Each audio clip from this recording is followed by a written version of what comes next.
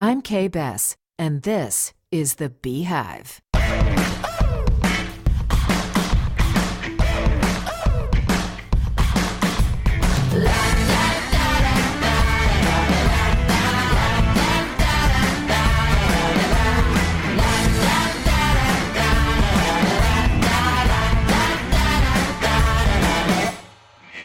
Women in voiceover, the voices of the fairer sex that keep the wheels of commerce and creativity moving in this country. Voices you hear every day, but names you likely don't know until now.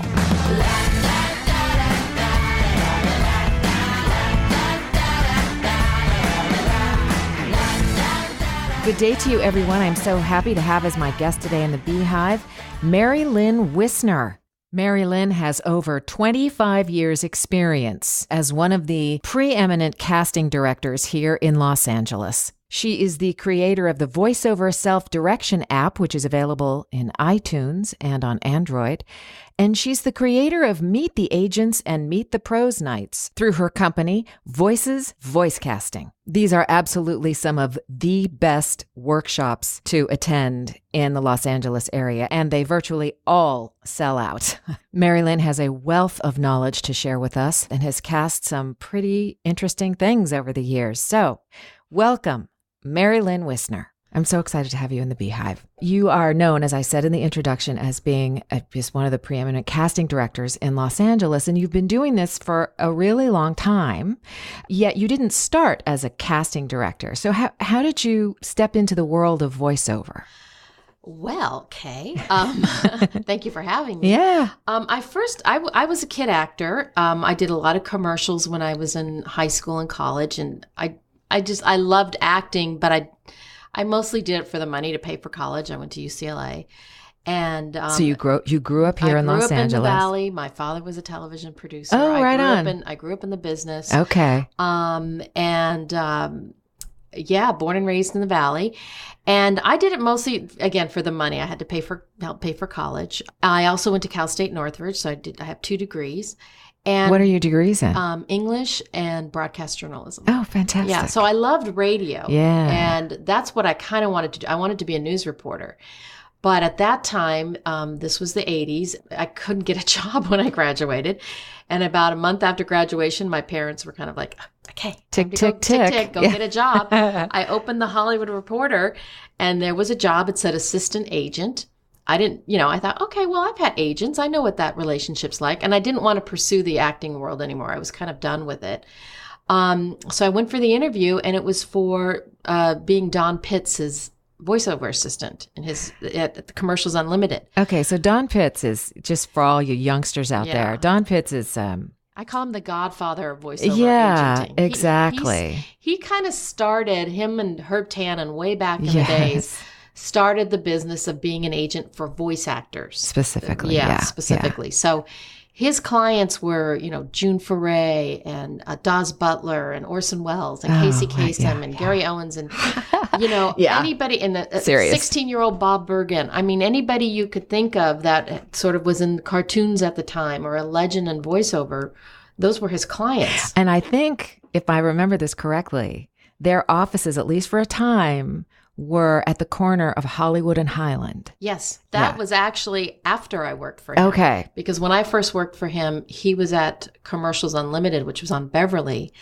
and Liberace owned the building we were in. So, this is a great story. So eventually I worked for Don and learned, I thought, oh, okay, voiceovers. Well, I've done radio. I love radio. But I didn't really know much about voiceover.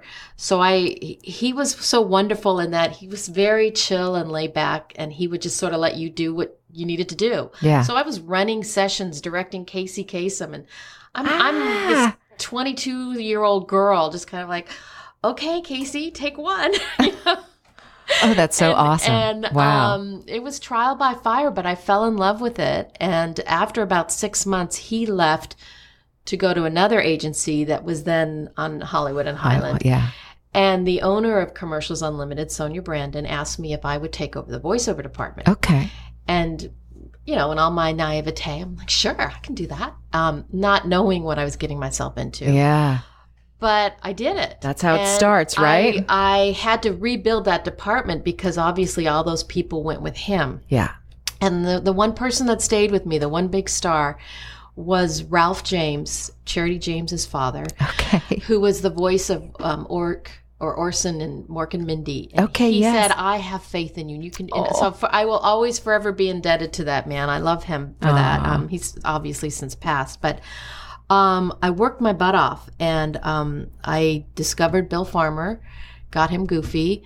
I did the whole campaign for the color purple at the time. You know, it was a big thing. Yeah. But I kind of realized I didn't really love agenting as much. Okay. And then Bob Lloyd, who owned the Voicecaster at the time, which at that time was the only voice casting facility in the country, asked me to come on board and be a casting director. I thought, okay, I could do that. And I left the agent world, went into casting, and fell in love with that because it's so creative. And every day, you know, you remember those days where there was us girls running those casting booths, and you'd be in there. In the morning, I'd be doing an animation series, and then after lunch, I would do a couple commercials, you know, casting them, and then by the end of the day, maybe an industrial. So it was constantly changing, and the actors running in and out of the lobby, and it was so very exciting time. It was such a wonderful time. It really was.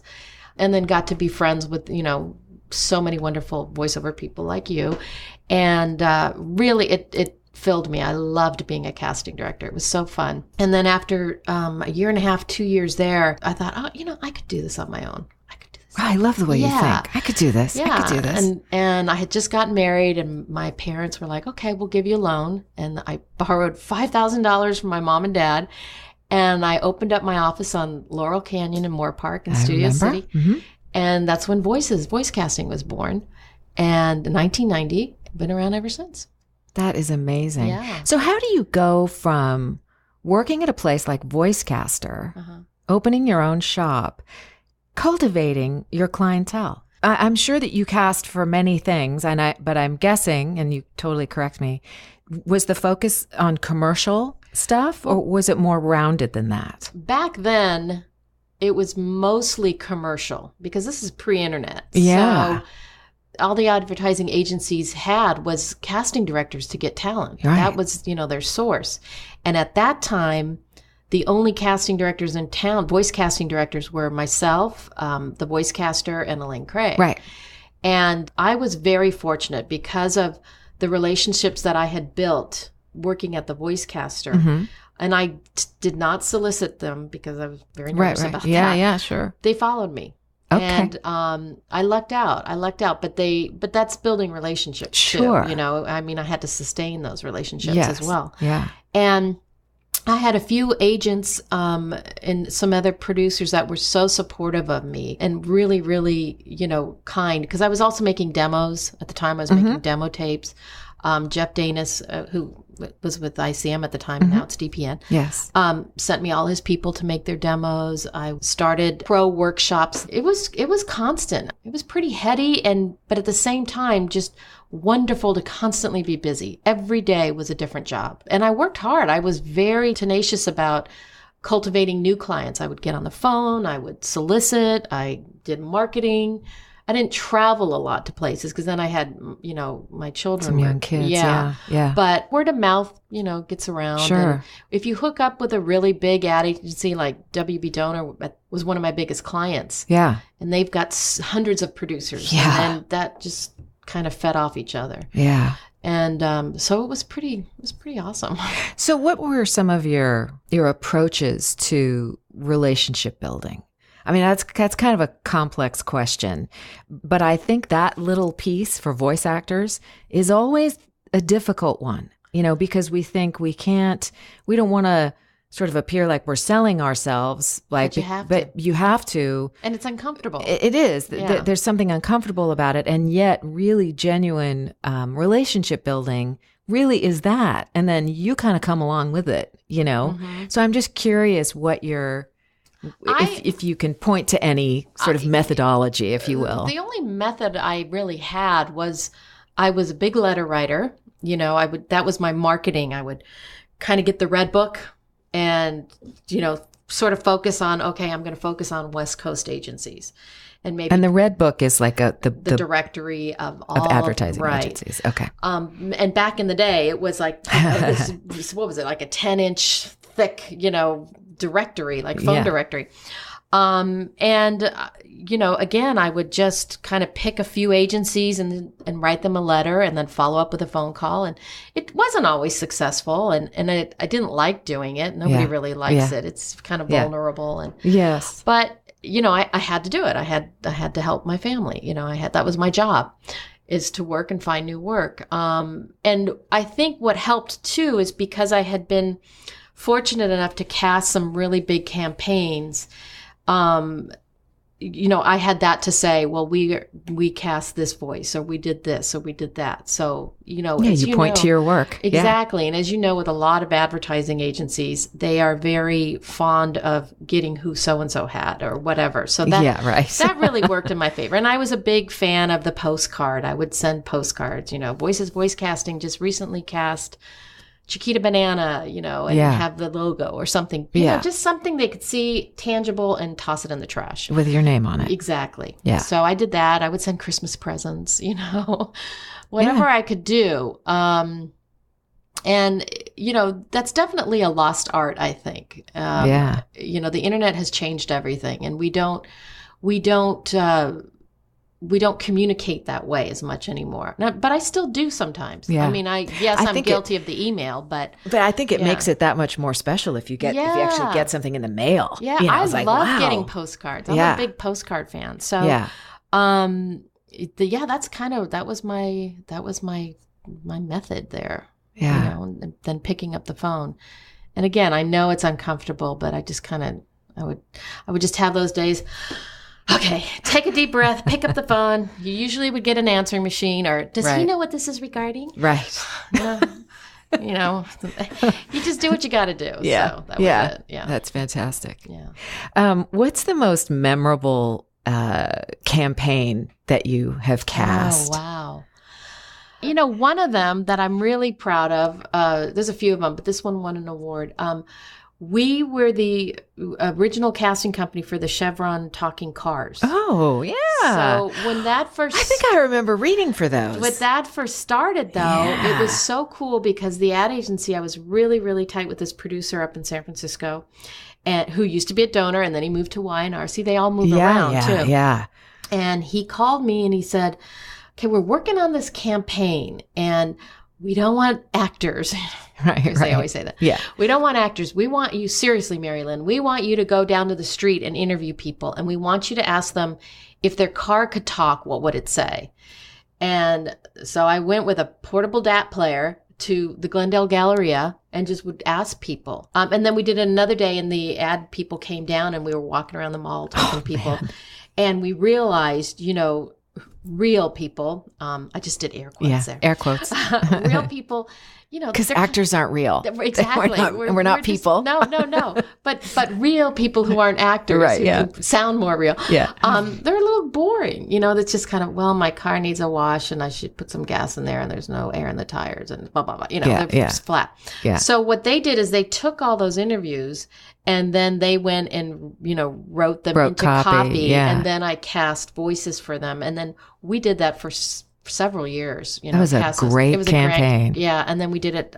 They did it for Disneyland too, in the Autopia. Yeah. So that's one I'm really proud of. I have to say about that campaign, I remember it really distinctly, and I feel like it was there was a shift. It either made the shift or it was reflective of the shift that was going on to a more kind of real person sound. They were really understated, and that's what made them so funny and amusing. And the last couple of years, although I haven't seen it in a while, but the last round they did, they shifted to a new advertising agency, a new casting director. Yeah. Which typically happens when a campaign changes ad agencies. They want to change everybody. Yeah. And they became way more cartoony, more animated. Oh, interesting. So they weren't as real focused. Right. Or real sounding as they were before. Yeah. Random sounding, I guess. Well, it was a great campaign. Yeah, that was fun. That was fun. I loved that one. And I've done several. I mean, another one I did that I just I'm really proud of is History Channel. I've done a number of things for them, but one that I love because my dad was a World War II vet. Okay.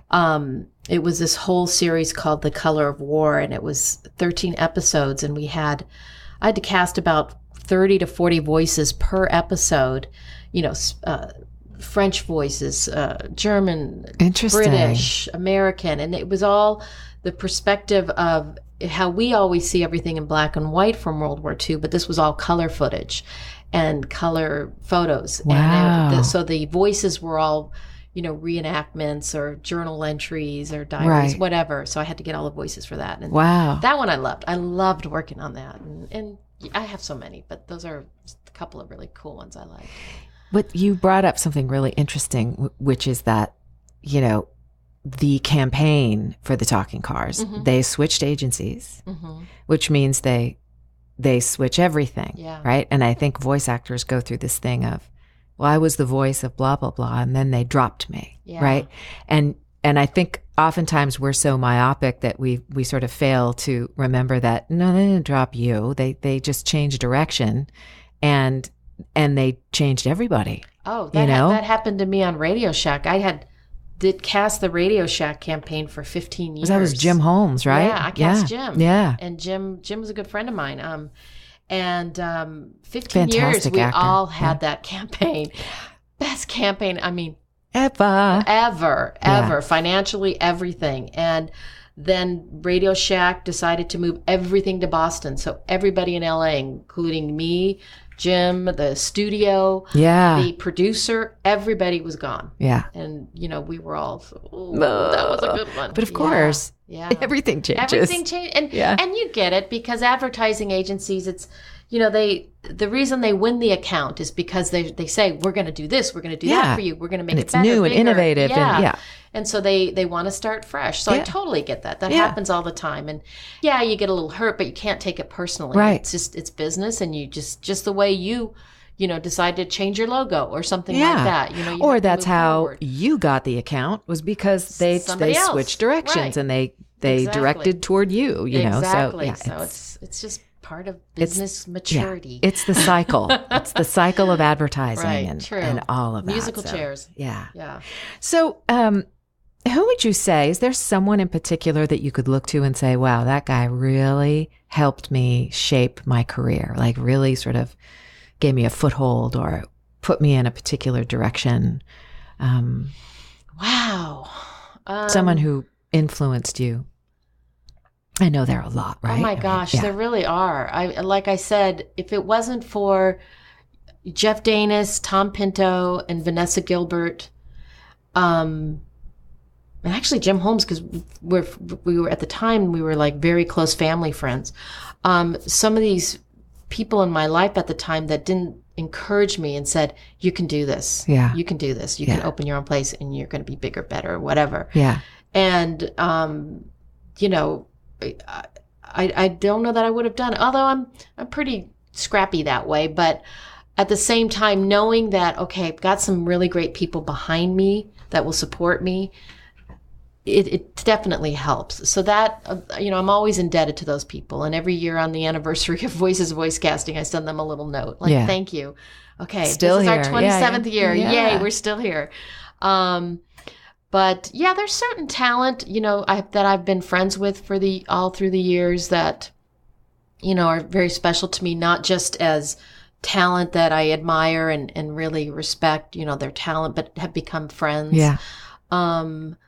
And I'm pretty open that way. I get very attached to people in this business. I love what I do. I still love it. Yeah. I still love it. It's frustrating at times, but, I can't say one specific person. It's just a lot of people for different reasons. Yeah. Yeah. Understood. Yeah. I know it's hard to pinpoint one person. Yeah. It feels like there are little steps along the way and doors have opened and a certain person has been in that door. I mean, I know. And at the same time, I'm also very private in a lot of ways. But so, I've been very careful about kind of who I let into my personal world. But I'm very, kind of respectful and appreciative of what certain people have done to help me and just support me, not only as a friend, but just as a business associate. Because, the one thing too about this business, and I don't know if you've noticed in the last 10 years, and maybe it's just because I'm getting older, and I think it's because we're so isolated, there can be this sort of self-centeredness that goes along with the careers. And it's hard, and you really have to be aware of where you came from and who helped you, and be respectful of that too. Yeah. And I just totally went off on a tangent. No, that's totally fine. Yeah. Tangents are what make for good podcasts, I think. It has changed so much. I mean, I think those of us who have been around for a while, we remember the more social nature of voiceover, the water cooler, the lobby, however you want to call it. Yeah. But we all were going out to auditions, and then certainly actors, going out afterward, it was like, oh, do you have time for a cup of coffee? Yeah, I have a 2:15 at the Voicecaster, but I can do it. That kind of stuff. That was fun. Yeah, it was really fun. I mean, and we don't do a lot of that anymore. I mean, maybe we do that 10% of the time, if that. Right. And so it does get kind of myopic. It and totally does, you do think you're sort of in it by yourself, but we're not in it by ourselves. We're just in our closets. Right. So it seems that way, And that's why I think these Facebook forums are important. They are. And, support groups or workout groups or meetup groups or whatever they are. And just things like this, like a podcast. So you can kind of hear how other people are doing things or came up with ideas or whatever. You learn a lot that way. Yeah. I think, I was actually interviewed for a podcast a few months ago, and I mentioned the fact that, that social aspect, a lot of us maintain our bonds, by virtue of Facebook, which is great. I mean, I don't know how many years it's been since I've seen Tom Pinto, but I feel like I see him every day. Right. I see what he's doing. I see his beautiful roses that he and Martha have, cultivated, and and his traveling. You know what I mean? Yeah. And so I feel like absolutely, which is great. Yeah. And you see people's kids, and like I feel like I know your daughter. I know. I totally agree. We probably know more about each other because of Facebook than just the brief moment of coming in for an audition. Yeah. So I certainly know, and because you cast, life in the voiceover land got kind of turned upside down in the early 90s with the advent of voicebank.net, and what that did to both open the world to a lot of other voice talent across the country, but it changed the nature of how we cast. Yeah. And I am just guessing here that was like, oh, I'm going to have to reinvent here because all of a sudden my world is upside down. By virtue of your still being here and being as vibrant as ever, your presence and what you do and what you teach and how you coach and what you cast, and, that you did in fact make that leap. Right. And but I'm curious to know what that was like for you. It was scary. It completely changed the landscape for voiceover casting directors because initially when they first started, they actually came out to my office, and I want to say this was 97. You know how you kind of base everything. Was it that late? 97. Okay. Yeah. I always think, okay, how old was my daughter? I do everything by the how old the kids were. Yeah, exactly. But I know for sure it was 97 kind of when it first started, and 98 I remember them coming to my office. I was on at Loudmouth Studios there in Sherman Oaks, and they wanted to show me how to use it, and I was sort of overwhelmed. And I remember having this epiphany in the middle of it going, oh my God, they're going to eliminate casting directors. And wow. I just completely sort of, this girl showing me how to do it. And I'm like, and all I could think is, get out of my office. Please get out of my office. Wow. That's just me having a little meltdown right there. Sure. Yeah. But I got what they were doing, and I get it, because of course at the time, we would do a casting session. The actors would come into our office, we'd record them, direct them, and so on, and then upload everything to a CD, FedEx that to the client. We didn't really upload it online. So at the time, VoiceBank also had started as kind of a directory, where all the agents could upload their house reels. Yeah. So that was cool. And then they thought, wait a minute, we could eliminate the middleman, being the casting directors. Right. So that's when, you're right, the landscape changed. And, I saw the writing on the wall. I was like, okay, this is not going to be good. I have been, knock on wood, and remain very fortunate that I have a few production companies and ad agencies that have never liked doing the online thing, and have always just, they stick with Mary Lynn. They know what I'm going to get. Yeah. She'll get us the 10 best guys. We're good to go. Boom. Yeah. But I'm not going to lie. I lost a lot of clients. I lost a lot. And I would say my casting bookings went down by more than half. Wow. It was scary. Yeah. Fortunately, again, like I said, I had those other clients that had some pretty good campaigns and have remained so. But, and I also had, started doing a lot more coaching, right. The classes then. I did classes, not the same kind of classes I do now, but I just would do, 6-week classes that I taught, sort of thing. Yeah. But it was very scary. And I saw quite a few of my colleagues close their doors. And, so I downsized, after about a year of that, I thought, okay, I got a smaller office in Burbank, and I did that for about a year and a half, 2 years. And then I just thought, okay, you know what? I see the writing on the wall here. I don't need to have my own office. Because if I need to run a session, I can just, rent voice tracks. Sure. In Studio City. Right. So I got rid of my office and worked out of the house. And then Voice Tracks Andrew there was great. Anytime I needed anything, I could just go there. So that's what I did. So I cut my overhead doing that. Right. And that helped a lot. And I never joined VoiceBank. Why would I join them? Right. The reason people come to a casting director like myself or Carol Kimball or somebody else is because they want that personal attention. Yes. They don't want to do the whole online thing and no connection. So I never joined them. But that was kind of, to me, when things just really started to change. And then you started to see the pay-to-play sites. And then you started to see a million people suddenly calling themselves voice actors. Right. And, everything changed. Yeah, it was a crazy time. I mean, I think we actors were sort of like, oh, what happened? I mean, I think it spun us around for a while. We didn't really grasp, Well, I think a few savvy people did, like that, like they got it. And I think too, for the agents, it actually was good for them because they were now getting opportunities to get a lot of relationships or copy from ad agencies that they might not have before. Right. Or that they were only, asked or invited to by a casting director. Right. So for agents and a lot of talent, I say from LA and New York, from the big cities, it was impactful, but not as much as it was to casting directors. Oh, casting directors for sure. Yeah. It took the total brunt of that. Completely. Absolutely. Completely. So we ended up reading against more people. Exactly. Because if an actor like me is called into your office, you've called a select, group of talent agencies and said, give me your best 5, or I want these 5 people from blah, blah, blah.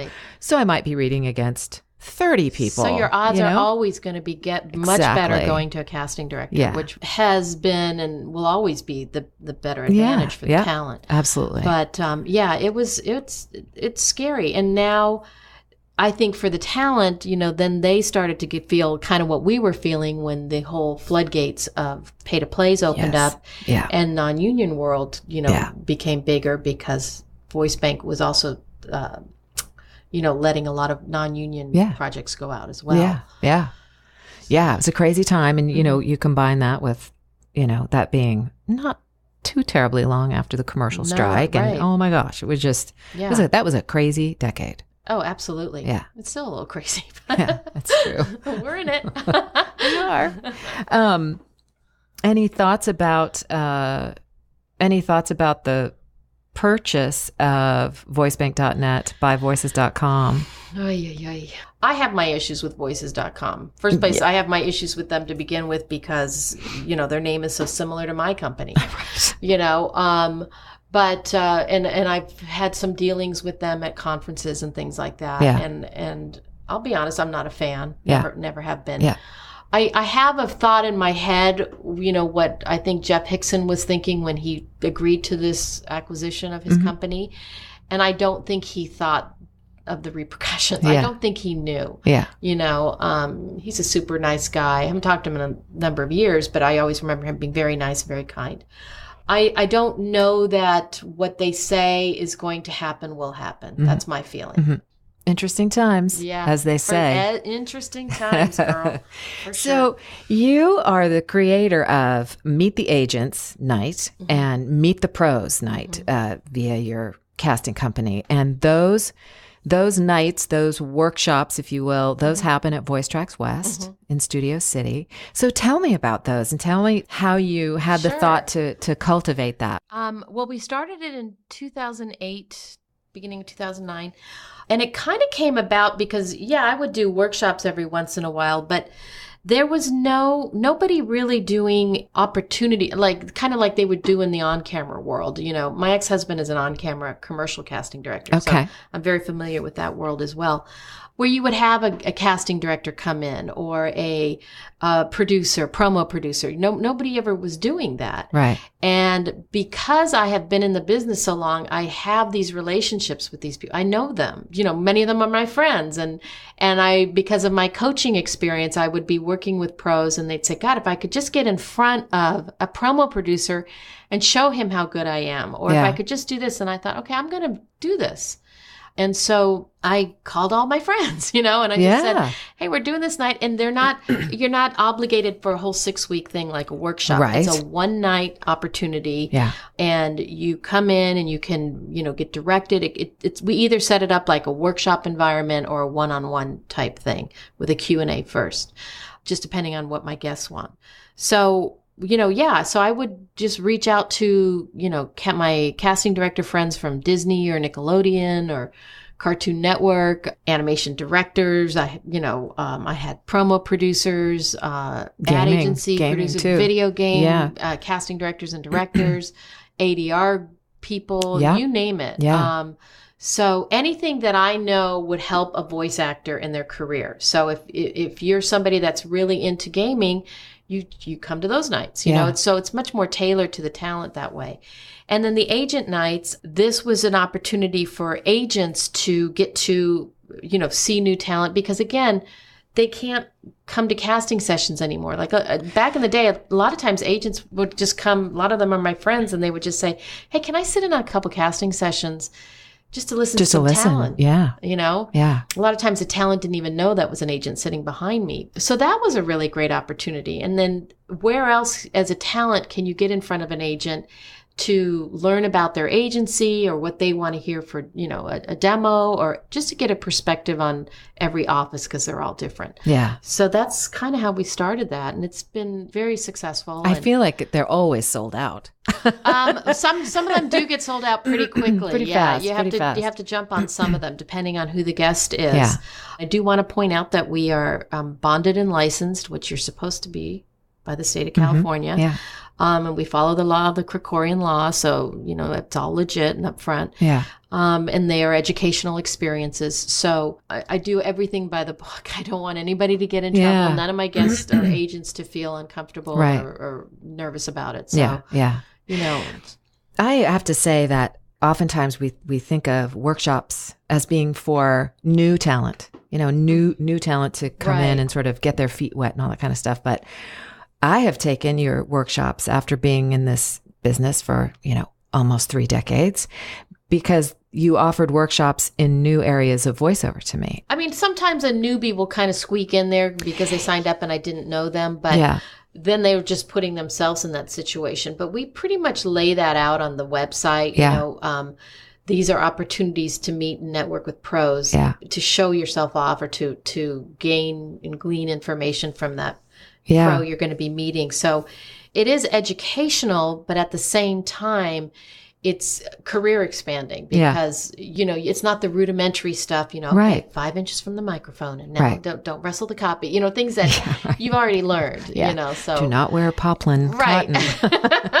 No starch in that shirt. Yeah. So it's, there are opportunities for pros. Yeah, it's great. I mean, I think once you've sort of booked a job or if you have an agent, I just remember starting and thinking, I have an agent, I'm booking work. And so I'm here, I've arrived, and that goes away really, really quickly when you realize you have to really stay on top of your game and continue to learn. And I have students that I coach that are making 5-6 figures already with people like, great agents like Atlas or DPN or WME or wherever. Yeah. But they constantly, at least once a month, just kind of check in and let's do a session and, I coach them, or they'll come to the Meet the Pros night. Yeah. If I can talk about you were a great example that somebody that had this very successful commercial and promo career, but you wanted to do games and you said, okay, I'm going to go and learn about the video games and what I need to learn from the acting side of it. And I was so impressed by that. And, thank you. And that's what you have to do. You have to kind of, to stay in the game now, you have to be on your toes and, know who's doing what, who's casting what company produces what game. Same with the promo people and so on. It's exhausting. But, you'll get lost if you don't. Are you familiar with that new series of acting courses online called Masterclass? Yes. All right. Yeah, so Dustin Hoffman. Yeah. And I love that the commercial that he does where he says, a lot of actors, they ask me, should I study? And he's like, well, of course, why wouldn't you? You know, that's what you do. Right. You don't ever, I think if you have this idea that you somehow arrived because you landed a particular agent or you landed a particular job, my goodness, we both know seasoned veterans who still go to workout groups. And they also are called in, to on a casting call, so somebody's been around for 30 years is sitting next to a guy who's been doing voiceover for 2 years, and they're reading for the same thing because auditioning never ends. No, it never ends. I've been working. This is interesting. There's a pocket of women who are in that, late 30s to 50s range, and they're all so wonderful and talented and beautiful voices, but it's not what's trending now. Yeah. And they're all, in fact, I've had a few agents, kind of, what am I going to, and the thing is, they're realizing, okay, for girls, that read is that millennial thing. I've got to get that down. And these are women that are seasoned, have been around a long time. Yeah.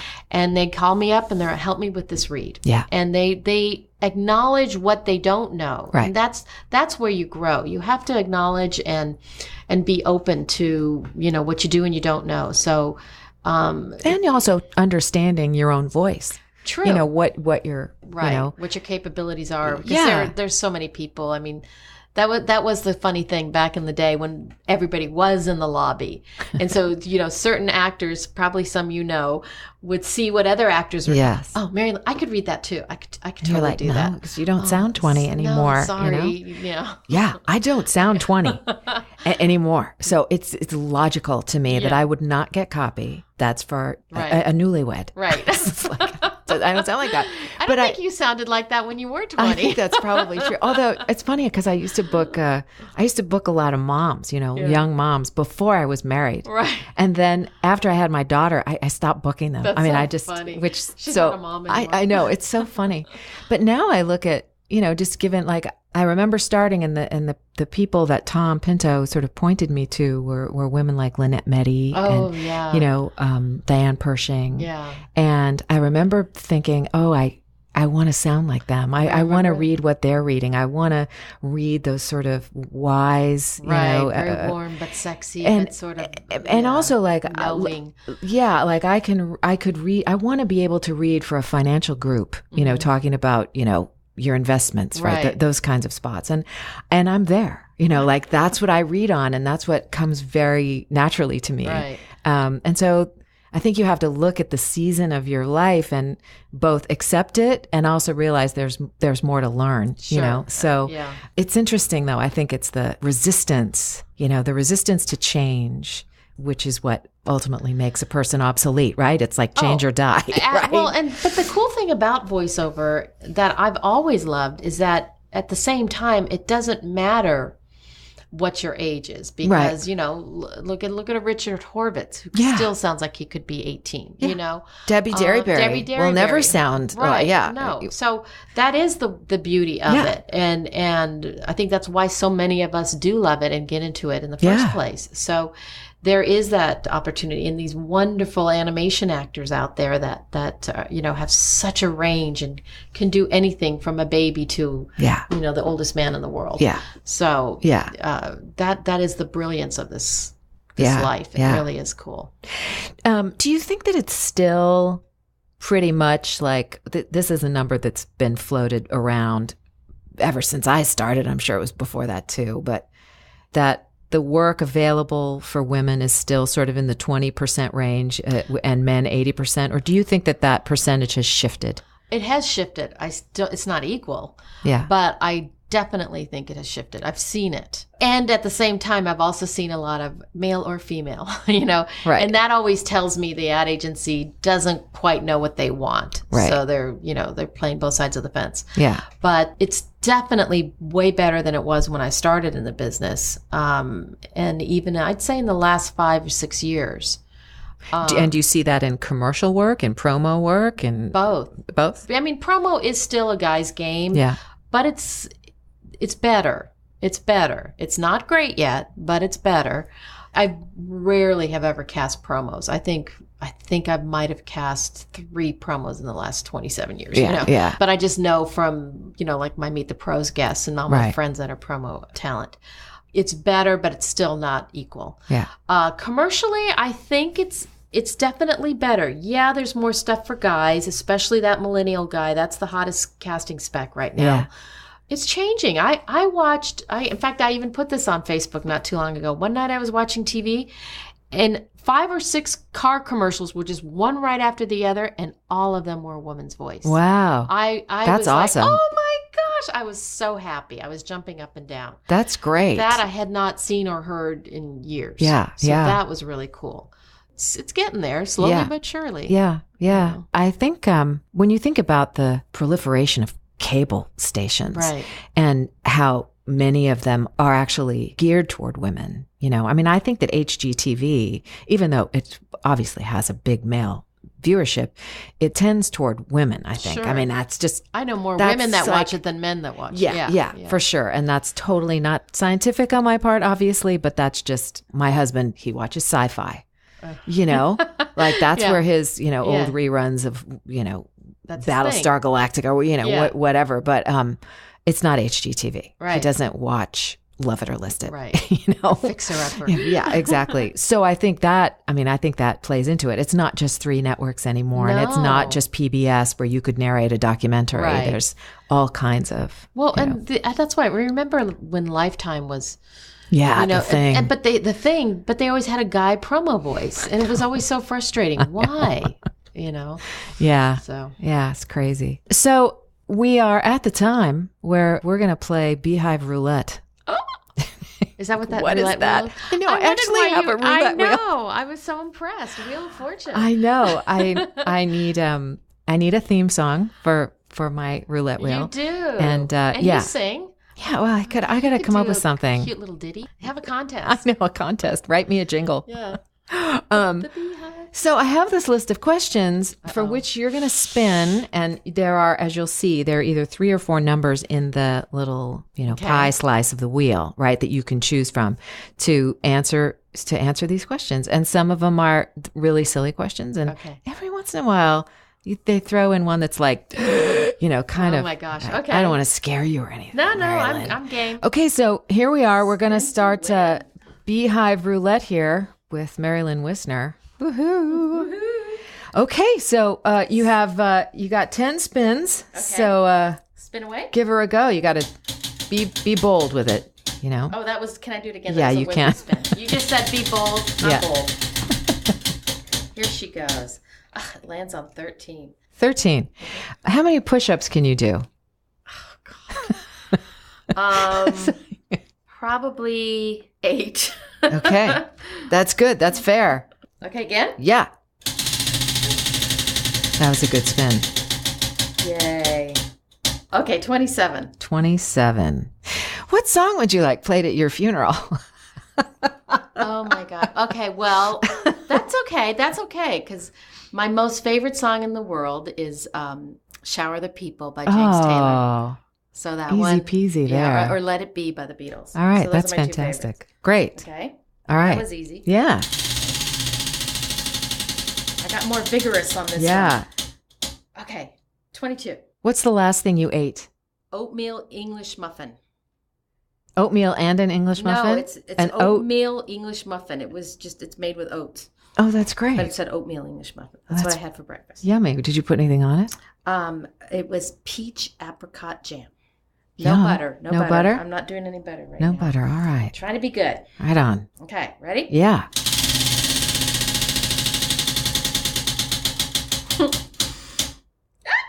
$39. Let's try that. Summer, winter, spring, or fall? Fall. Fall. Ready? Yeah.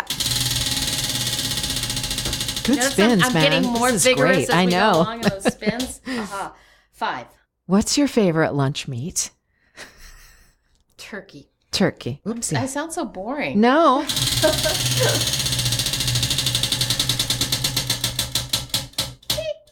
42. What's your favorite cocktail? Well, you're getting the food ones, which is always fun. Oh gosh, a margarita. Margie. Okay. Yeah. Okay. Any particular type of margarita? Straight up on the rocks. Right no on. salt. No, straight up on the rocks, no salt. 41. What book are you reading, if any? I'm actually reading 2 books. Okay. I'm reading Dave, the money book. Dave Ramsey? Thank you, David Ramsey. His book. And the last one I read was called, I just finished that one, The Nest. The Nest. Mm-hmm. Okay. All right, spin-a-ray. Spin-a-row. Run-a-ray. Yeah, Dave Ramsey's pretty scary. It's like, you gotta. Oh, I know. Serious. But it's good. It is good. 11. Would you bungee jump? No. Everyone's clear. There's nobody who sits on the fence with that question. No. It's not like, let me think. No. It's either like, yeah, no, or no. Absolutely not. Why? 16. Window or aisle? Aisle. Aisle. Always. Gotta have access to the bathroom. Right, I know.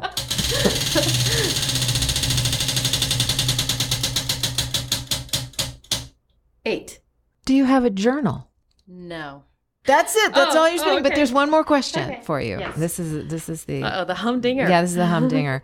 If heaven exists, what would you like to hear God say to you when you arrive at the pearly gates? Oh, okay, James Lipton. I know. That's where this all started. You did a good job. You were a good mom. Mary Lynn Wissner, thank you so much for being a guest on the Beehive. What a great guest you've been. Oh, well, thank you, K-Bess. I loved it. Yay! Where can people find you? You can find me at voicecasting.com.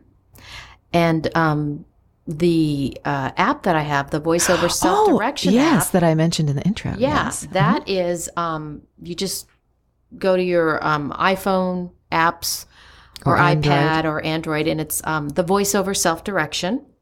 Or if you just look up my name, that'll come up too. And it's a great app, by the way. Yeah, love it. It's really helpful for learning how to self-direct. Yeah. And then people can email me, voicecasting@yahoo. Fantastic. Are you on the Twitters or Instagram? Yeah, I'm on the Twitters. Yeah. That's at Mary Lynn Wissner. It's all one word. Okay. And Instagram is the same. Okay. Mary Lynn Wissner. Fantastic. Thanks for being here. Thank you. Ciao. Thanks for joining me today in the Beehive. For podcast notes, pictures, and more information on my guests, visit the podcast website, thebeehivepodcast.com. Find me at my website, kbess.com. Follow me on Twitter at kbess, and subscribe to my channel on YouTube. If you've a mind to, please post a review of the podcast on iTunes. Kind words are like honey, sweet to the soul and good for the bones. Come back for more Women in Voiceover next time in the Beehive.